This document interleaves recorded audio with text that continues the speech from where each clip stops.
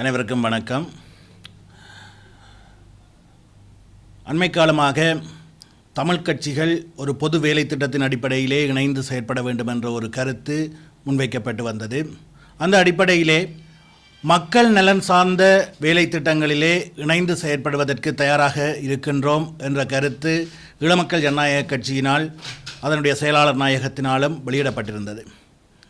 இவ்வாறான சூழலிலே உள்ளூராட்சி மன்ற தேர்தலுக்கான வேட்புமனு தாக்கல் செய்வதற்கான திகதிகள் அறிவிக்கப்பட்டிருக்கின்றன.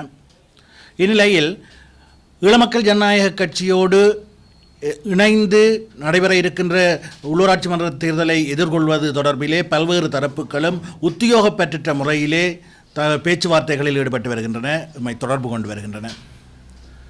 இருந்தாலும் எந்த ஒரு தரப்பும் இதுவரையிலே உத்தியோகபூர்வமான முறையிலே பேச்சுக்களில் ஈடுபடாத சூழ்நிலையிலும் கடந்த காலங்களில் ஈழமக்கள் ஜனநாயக கட்சியை பொறுத்தவரையிலே தங்களுடைய வேலை திட்டங்களையும் கொள்கைகளையும் முன்வைத்து ஒரு தனித்துவமான தரப்பாக சொந்த சின்னமான வீணை சின்னத்திலே போட்டியிட்ட தரப்பு என்ற அடிப்படையிலும் எதிர்வரும் உள்ளூராட்சி மன்ற தேர்தலிலும் தனித்து போட்டியிடுவதற்கான ஆயத்த பணிகளில் ஈடுபட்டு வருகின்றோம்.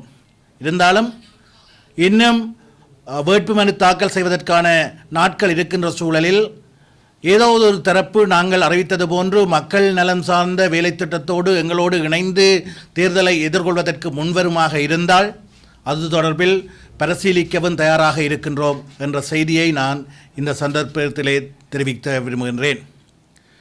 அத்துடன் இன்னொரு விடயத்தை நாங்கள் இங்கே சொல்ல வேண்டும். ஒரு ஆளுந்தரப்பு ஒன்று அரசாங்கத்திலே இருந்து இருக்கின்றது, அரசாங்கத்தை நடத்தி கொண்டிருக்கின்றது.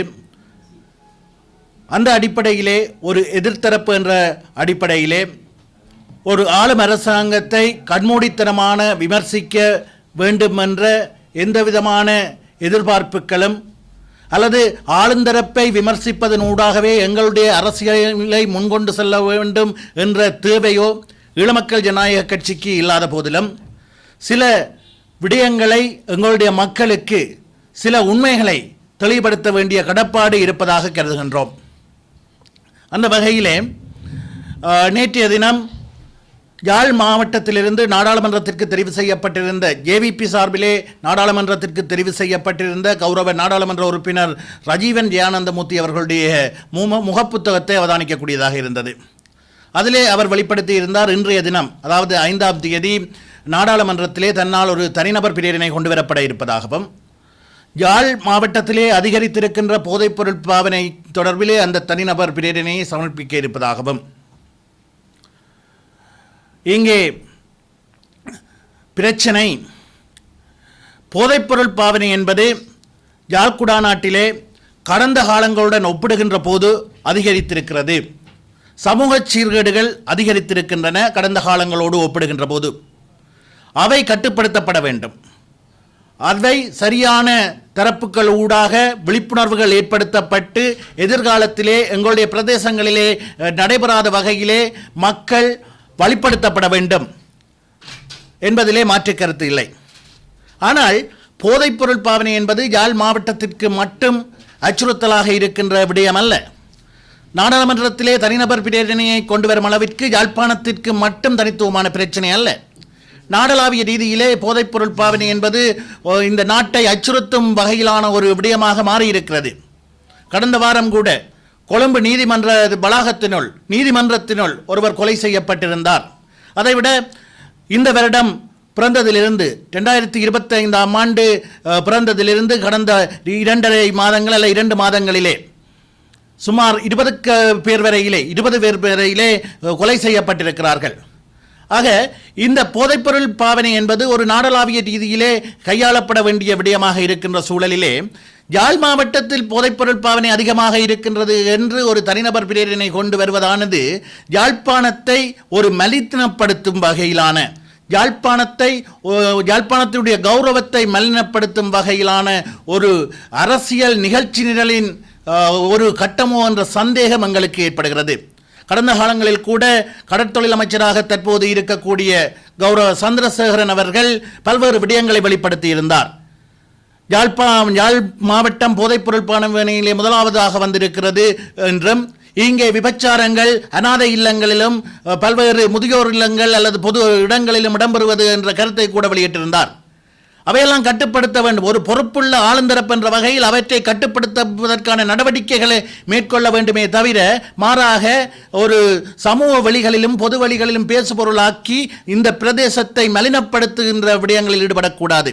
இந்த அரசாங்கம் ஆட்சிக்கு வருகின்ற போது இந்த பிரதேசத்தில் ஒரு தொழில்துறையை மேம்படுத்தி சுய தொழில்களை மேம்படுத்தி ஒரு தொழிற்பேட்டியாக இந்த வலயத்தை இந்த பிரதேசத்தை கொண்டு வருவோம் என்று வாக்குறுதி அளித்திருந்தார்கள். உண்மையிலேயே அவர்களுடைய திட்டம் அதுவாக இருந்தால் இவ்வாறான செய்திகளை பகிரங்கப்படுத்தி தவறான செய்திகளை மிகைப்படுத்தி வெளியிடுவது, தவறான செய்திகள் என்பதை விட செய்திகளை மிகைப்படுத்தி வெளியிடுவது கூட ஒரு அவர்களுடைய திட்டத்திற்கு கூட ஒரு எதிர் விளைவுகளை ஏற்படுத்த வேண்டும். காரணம், முதலீட்டாளர்கள் இங்கே வர வேண்டும் என்றால், இங்கே தொழில்துறைகள் விஸ்தரிக்கப்பட வேண்டுமாக இருந்தால் முதலீட்டாளர்கள் இங்கே வர வேண்டும்.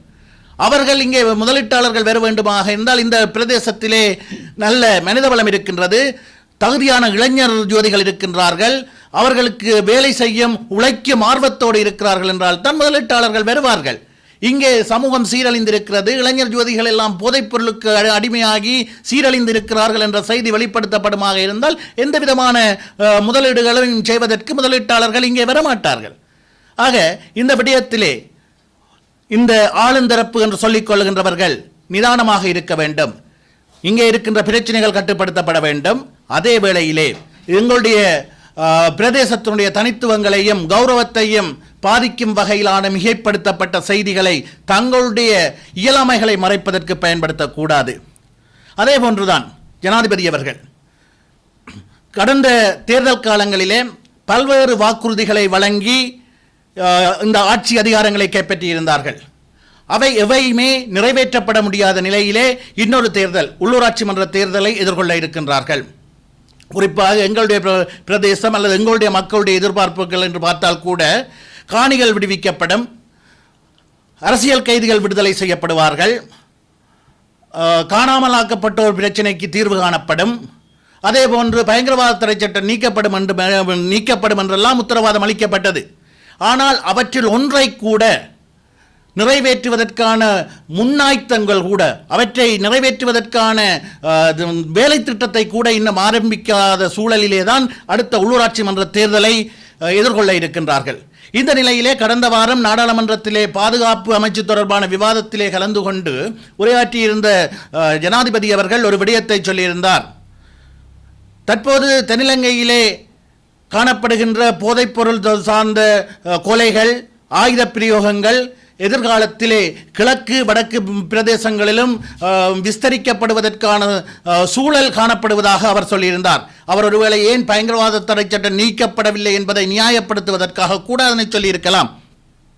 அவர் சொல்லி சில வாரங்களில் சில நாட்களிலே கிழக்கு மாகாணத்திலே வாழ்வெட்டு சம்பவங்கள் இடம்பெற்றிருக்கின்றன. இது தொடர்பிலே நேற்று கிழக்கு மாகாண அல்லது மட்டக்களப்பு மாவட்ட நாடாளுமன்ற உறுப்பினர் கௌரவ சாணக்கியன் கூட நாடாளுமன்றத்திலே சுட்டிக்காட்டியிருந்தார். இவற்றையெல்லாம் வைத்து பார்க்கின்ற போது எங்களுக்கு பலமான சந்தேகம் ஏற்படுகிறது. வடக்கு மாகாணத்திலும் எங்களுடைய யாழ் மாவட்டத்தை அடிப்படையாக கொண்ட பிரதேசங்களிலும் கடந்த காலங்களிலே கிரீஸ் பூதங்கள் கதைகள் அரங்கேற்றப்பட்டது போன்று ஏதாவது விபரீதங்களை உருவாக்குவதற்கான சமிக்கையாக அல்லது அவ்வாறான சம்பவங்கள் நடந்து விடுமோ என்ற அச்சம் எங்கள் மத்தியிலே காணப்படுகிறது. எனவே இந்த விடயத்தில் நாங்கள் நிதானமாக இருக்க வேண்டும், மக்கள் புரிந்து கொள்ள வேண்டும். குறிப்பாக என்ன நடக்கின்றது, அழகு வார்த்தைகளாலும் ஒரு கவர்ச்சி மிகு உரைகளாலும் சொல்லப்படுகின்ற விடயங்கள் யதார்த்தமானவை அல்ல என்பதை புரிந்து கொள்ள வேண்டும். சரியான விடயங்கள் சொல்லப்பட்டால் அவை நடைமுறைப்படுத்தப்பட்டால் அதை கட்டாயமாக வரவேற்க வேண்டும். ஆனால் நடக்கின்ற விடயங்கள் அவ்வாறானதாக இல்லை. மக்களை ஏமாற்றுகின்ற அல்லது தங்களுடைய இயலாமைகளை நியாயப்படுத்துவதற்கான முஸ்தீபுகளாகவே அமைந்திருக்கின்றன. இது தொடர்பிலே மக்கள் அவதானமாக இருக்க வேண்டும். குறிப்பாக ஊடகங்கள் உள்ளூராட்சி மன்ற தேர்தல் நெருங்கி வருகின்ற நிலையில் உண்மைகளை மக்கள் மத்தியில் எடுத்துச் செல்ல வேண்டும் என்பதுதான் எங்களுடைய எதிர்பார்ப்பாக இருக்கின்றது. உள்ளூராட்சி மன்ற தேர்தலில் வந்து நீங்கள் பொதுஜன பெரமுனவோட தனியாக போட்டிடுவீங்க? இல்லை, நான் ஏற்கனவே சொன்னது போன்று பல்வேறு தரப்புகளும் எங்களை அணுகி வருகின்றன. ஆனால் இதுவரையிலே எந்த ஒரு உத்தியோகபூர்வமான பேச்சுவார்த்தைகளும் நடைபெறவில்லை. அந்த அடிப்படையிலே பொதுஜன பெருமுன சார்ந்த சிலரும் எங்களோடு அணுகி இருக்கிறார்கள். ஆனால் இதுவரையிலே எங்களை பொறுத்தவரையிலே இபிடிபியை பொறுத்தவரையிலே தங்களுடைய தனித்துவங்களை பாதுகாக்கும் வகையிலே வீணை சின்னத்தில் போட்டியிடுவதற்கான ஆயத்த பணிகளில் ஈடுபட்டு வருகிறது. இல்லை, அதுதான் இன்னும் அது தொடர்பான உத்தியோகபூர்வமான பேச்சுக்கள் எதுவும் ஆரம்பிக்கப்படவில்லை. உத்தியோகபெற்ற பேச்சுக்கள்லாம் தற்போது நடந்து வருகின்றன. அது முன்னுரிமை பெற்று அல்லது அடுத்த கட்டத்துக்கு நகர்ந்து உத்தியோகபூர்வமான பேச்சுக்கள் நடைபெற்றால் அதன் பின்னர் யோசிக்கலாம். நிச்சயமாக அது தொடர்பிலே ஊடகங்களுக்கும் மக்களுக்கும் அறிவிப்போம்.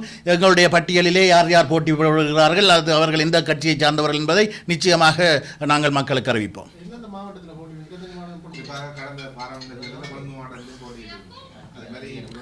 தற்போது வடக்கு கிழக்கு பொறுத்தவரையிலே எங்களுடைய தாயக பிரதேசங்கள் எங்களுடைய கட்டமைப்புகள் பாதுகாக்கப்பட வேண்டும் என்பதிலே உறுதியாக இருக்கின்றோம். அந்த அடிப்படையிலே வேலை திட்டங்கள் முன்னெடுக்கப்பட்டு வருகின்றன. எங்களுடைய அமைப்பு காரியாலயங்கள் செயற்பாட்டாளர்கள் கொழும்பு புத்தளம் போன்ற பிரதேசங்களிலும் இருக்கின்ற சூழலிலே அந்த பிரதேசங்களுடைய களச்சூழலை பொறுத்து கட்சிக்குள் ஆராய்ந்து சாதகமான சமிக்கைகள் அல்லது அந்த பிரதேசத்தை சேர்ந்தவர்களுடைய எதிர்பார்ப்புகள் தீர்மானங்களின் அடிப்படையில் அந்த தீர்மானம் மேற்கொள்ளப்படும். பல்பொருள் அங்காடிகள் மற்றும் சர்வதேச ரீதியிலான உணவகங்கள் யாழில் அதிகமாக இப்பொழுது அறிமுகம் செய்யப்படுகிறது. இதனால் உள்ளூர் உற்பத்தியாளர்கள் அல்லது தொழில் முனைவர் பாதிக்கப்படுவார்கள் நினைக்கிறீங்களா? இல்லை, மாற்றம் ஒன்று உள்வாங்கப்பட வேண்டும். அதே வேளையிலே எங்களுடைய உற்பத்திகளையும் எங்களுடைய சுயதொழில்களுக்கும் உரிய கௌரவம், உரிய சந்தை வாய்ப்புகள் ஏற்படுத்தப்பட வேண்டும்.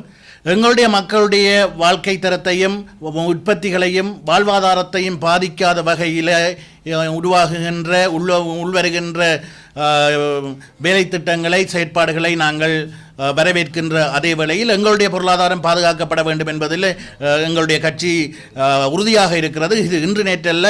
எங்களுடைய செயலாளர் நாயகம் தோழர் டக்ளஸ் தேவானந்தா அவர்கள் ஆயுத போராட்டத்தில் ஈடுபட்ட காலத்திலிருந்து சுய பொருளாதாரத்தையும் எங்களுடைய மக்களுடைய கட்டுமானங்கள் வாழ்வாதாரங்களையும் பாதுகாப்பதிலே உறுதியாக செயற்பட்டிருந்தார். அந்த நிலை இன்றும் தொடர்ந்து கொண்டுதான் இருக்கிறது.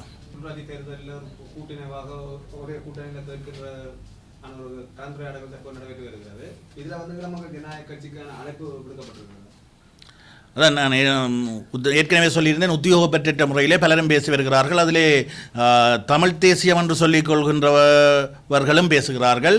தேசியம் என்று நாடளாவிய ரீதியில் இருக்கக்கூடிய கட்சிகளும் பேசி வருகின்றன.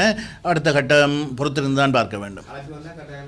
நிச்சயமாக மக்கள் நலன் சார்ந்த வகையில் நிலைப்பாட்டிலே எங்களுடைய செயலாளர் நாயகத்தை எந்த தரப்பு அணுகுமாக இருந்தாலும் அதனை நாங்கள் சாதகமாக பரிசீலிப்போம். தனித்தனியாக போட்டியிட்டாலும் பின்னர் கூட்டாக ஆட்சி அமைக்கின்ற பொழுது ஆதரவு வழங்குகின்ற தமிழ் கட்சிகள் ஆதரவு வழங்கி ஆட்சி அமைக்கின்ற ஒரு பேச்சுக்களும் நடைபெறுகிறது. அவ்வாறான ஒரு சந்தர்ப்பங்கள் யூபிபி தனியாக கேட்டு ஆட்சி அமைக்கின்ற சந்தர்ப்பங்கள் தமிழ் கட்சிகளுக்கு ஆதரவு வழங்குமா, இல்லை கடந்த காலங்களை போல சிங்கள கட்சிகளுக்கான ஆதரவு வழங்குறதுக்கான ஏற்பாடு? இதை தேர்தல் முடிவுகள் தான் தீர்மானிக்கும். ஆனால் கடந்த காலங்களிலே பல்வேறு தரப்புகளுக்கும் ஆதரவு அளித்திருக்கின்றோம். குறிப்பாக யாழ் மாநகர சபையிலே முன்னாள் மேயர் ஆனல்டுடைய காலத்திலும் ஒரு தார்மீக ஆதரவை வழங்கியிருந்தோம். அதன் பின்னர் மேயராக முன்னாள் மேயர் மணிவண்ணன் இருந்த காலத்தில் எங்களுடைய ஆதரவினால் தான் அவரோட அந்த மாநகர சபையை குறிப்பிட்ட காலம் முன்கொண்டு சென்றிருந்தார். இந்த நிலைப்பாடு அதான் நான் ஏற்கனவே சொன்னது போன்று மக்கள் நலன் சார்ந்த தீர்மானங்களாகத்தான் இவையுமே இருக்கும். நாடாளுமன்ற தேர்தல் முடிவடைந்து 3 மாதங்கள் மேலாகியுள்ள நிலையிலே தற்பொழுது ஆட்சி அமைத்திருக்கின்ற என்பிபியினுடைய செயற்பாடுகள் எவ்வாறு இருக்கின்றன என்பதும் உள்ளாட்சி தேர்தலில் அவர்களுடைய பங்களிப்பு எவ்வளவு தூரத்துக்கு தாக்கம் செலுத்தும் நீங்கள் எதிர்பார்க்கிறீங்க? உண்மையிலேயே இந்த விடயங்களிலே நான் ஏற்கனவே சொன்னது போன்று நாடாளுமன்ற தேர்தலிலே அவர்களுக்கு வெற்றியை பெற்றுக் கொடுத்தது அவர்களால் அளிக்கப்பட்ட வாக்குறுதிகள், ஒரு மாற்றத்தை ஏற்படுத்துவோம் என்ற கவர்ச்சிகரமான சொல்லாடல்கள். ஆனால் அவை எவையுமே இதுவரை நிறைவேற்றப்படவில்லை என்பதை நாங்கள் நடைமுறையிலே காணக்கூடியதாக இருக்கின்றது. இது தொடர்பான அதிருப்திகள் தென்னிலங்கை மக்கள் மத்தியிலே பரவலாக ஏற்பட்டு வருவதையும் அவதானிக்கக்கூடியதாக இருந்தது. அதன் விளைவாகத்தான் அண்மையிலே இடம்பெற்ற எல்பிட்டிய பிரதேச சபை தேர்தலிலும் தற்போதைய ஆளுந்தரப்பு எதிர்பார்த்த வெற்றியை பெற்றுக்கொள்ள முடியவில்லை. அதேபோன்று தென்னிலங்கையிலே நடைபெற்று வருகின்ற கூட்டுறவு சங்க தேர்தல்களிலும் அவர்கள் சாதகமான முடிவுகளை பெற்றுக்கொள்ளவில்லை. இவ்வாறான நிலையிலே தான் அவர்கள் உள்ளூராட்சி சபையை எதிர்கொள்கின்றார்கள். ஆனால் இந்த வடக்கு கிழக்கு பிரதேசத்தை பொறுத்தவரையிலே அவர்களுக்கு ஒரு ஆதரவு அலை இன்னும் இருக்கின்றது என்ற ஒரு தவறான மாயை சில ஊடகங்களால் வெளிப்படுத்தப்பட்டு வருகின்ற போதிலும் அதில் கணிசமான மாற்றம் இருப்பதாகத்தான் தெரிகிறது.